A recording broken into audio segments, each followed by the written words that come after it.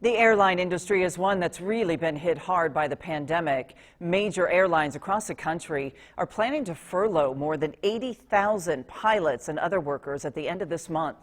News 10's Dominic Miranda caught up with officials at the Terre Haute Regional Airport. He explains what changes they've made amid the pandemic.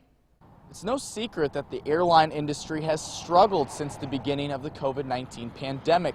Businesses are trading flights for Zoom calls, and many are electing to drive rather than to fly on vacation. Executive Director here at the Terre Haute Regional Airport, Jeff Hauser, told me they slowed down for a bit, but they've pretty much picked back up to normal. He did, however, go through some changes they've made to be safer with COVID-19. Hauser told me masks are required and all airport personnel are abiding by state safety protocols. He says the biggest change is what they have seen with people flying in. People fly in from several different states, and that includes potential COVID-19 hotspots across the country.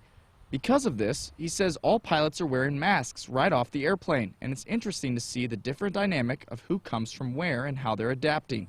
He says they used to allow people to use the airport's conference center for meetings. They no longer do this. As far as the administration office, one person is always working remotely. This is to guard against the possible COVID-19 exposure. All things considered, Hauser says the airport is pretty much back to normal. Again, March, April really changed for everyone. But starting in May, getting back to normal by June, we were pretty much back. And I think most of the airports in Indiana were that way as far as general aviation. Again, the bigger Indianapolises, they still have not come completely back.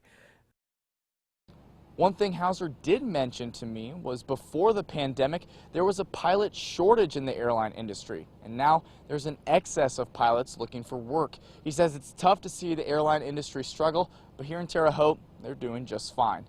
In Terre Haute, I'm Dominic Miranda, News 10.